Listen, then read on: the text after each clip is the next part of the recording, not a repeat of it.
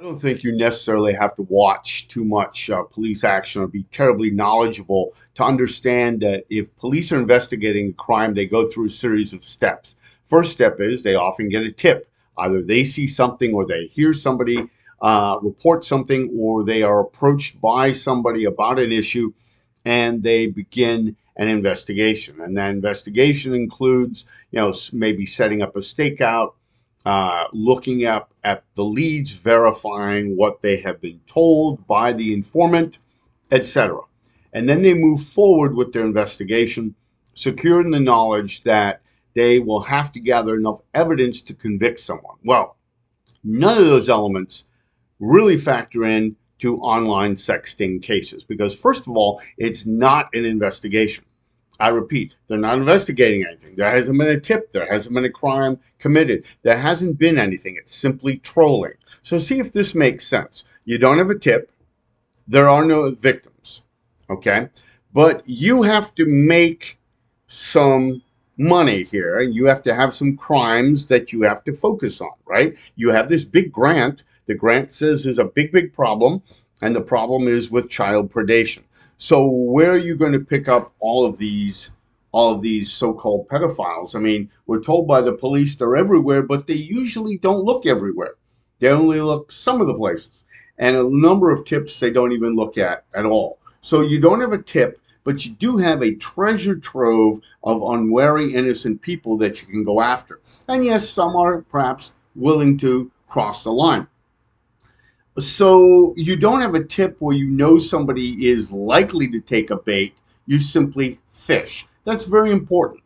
That's not like other operations where somebody has taken the bait many times and you're just dangling the same bait. You are trolling for your suspects. You don't have one in mind to begin with. So you go on this dating site, and the first thing you do is you ignore the terms of service. You violate them completely, just totally ignore them, even though a lot of these terms of service say things like government agents are not allowed. We also know that a number of these platforms allow them, wink, wink, nudge, nudge, anyway, even though their official legal agreement does not allow them to do it. They have a side agreement or an unwritten agreement or an oral agreement that they get free policing in the process, or that they are invited on to do a little bit of the policing work. So they're not doing their job to protect legitimate users as well. So the police ignore that. They create a decoy profile of an adult. They impersonate a composite sketch of an adult. How do they do that? Well, they make up the rules. They make up the person. They deploy a picture of a real person who is not the person you're talking to or you think you're talking to. And maybe they do that several different times. Then they engage you as an adult and you talk about mutual interests. Maybe you're looking for a lifetime companion. Maybe you're looking for somebody for a specialized area of fetishism. Maybe you're looking for a camping partner, a drinking buddy. There are lots of people who go on there and you never hear about those particular non-sexual cases because, to coin a phrase, they're not very sexy. So what do? If you're this cop, you talk maybe 100 messages or so, and then all of a sudden you go, oh, I'm underage. And of course, you as the unwary innocent, or maybe the not unwary innocent, maybe the unwary potentially guilty person, you go, wait a minute, whoa, you said some weird stuff here, but now what are we doing here? Are you pretending to be a kid? Are you playing a game? Of course, police tell you at this point of the game, if you don't know their game, that's too bad. Their game is to entrap you. And if you don't know that game, that's just too darn bad for you. So if you don't immediately disengage, then you are guilty from whatever game they play after that, which does not, I think, for the average and ordinary person out there in the street, they wouldn't think that's very fair when you really talk to them and lay everything out for them, as I have done, face to face. And they generally don't think of it as the trolls surmise they might. So back to this, and the police officer on there as the decoy is pretending to be somebody else, and all of a sudden they switch it off and they go underage, and they keep going a little lower than 16, which is often the age of consent of any kind of sex in any state.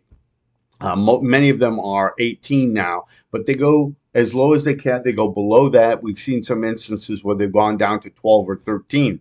Why? They can rack up more charges. And if you don't immediately disengage, and by the way, I am, and many others are, excellent examples of how, well, we didn't talk about sex. So why are they arresting you? You shouldn't be talking at all to them. People talk to minors all the time. Talking to minors is not illegal.